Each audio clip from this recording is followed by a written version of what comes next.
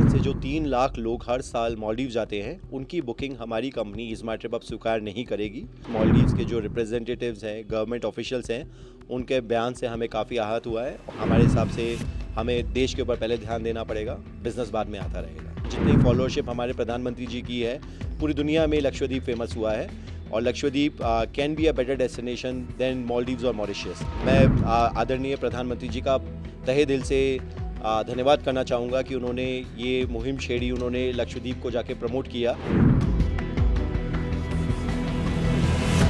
प्रधानमंत्री नरेंद्र मोदी ने हाल ही में लक्षद्वीप का दौरा किया।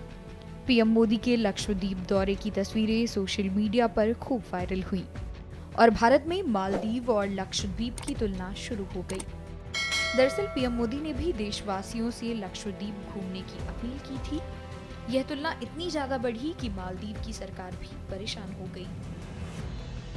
पीएम मोदी के लक्षद्वीप द्वीप समूह की यात्रा के कुछ दिनों बाद मालदीव के एक मंत्री के ट्वीट पर विवाद के बीच सोशल मीडिया पर कई भारतीयों ने दावा किया है कि उन्होंने द्वीप देश में अपनी पहले से प्लान छुट्टियां अब रद्द कर दी हैं।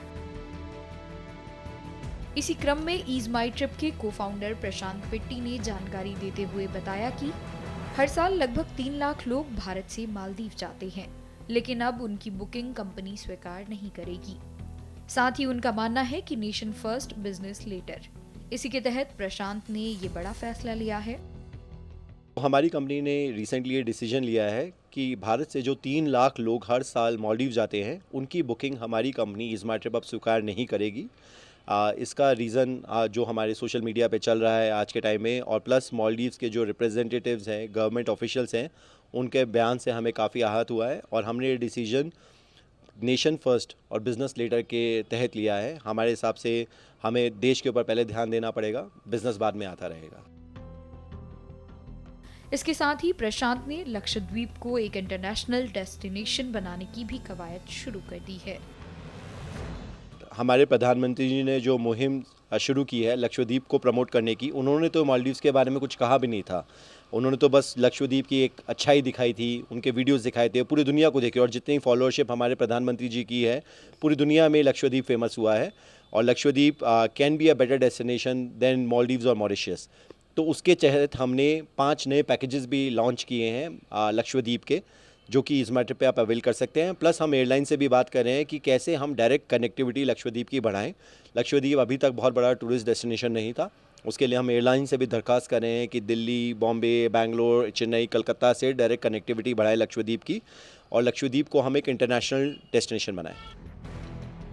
बता दें कि मालदीव के मंत्री के विवादित पोस्ट के बाद से दोनों देशों के यूजर्स भी इस मुद्दे पर भिड़ गए हैं और लक्षद्वीप बनाम मालदीव का विवाद थमने का नाम नहीं ले रहा। अब पीएम मोदी के लक्षद्वीप दौरे के बाद से भारत में भी सोशल मीडिया यूजर्स लोगों से मालदीव की जगह लक्षद्वीप जाने की अपील कर रही हैं।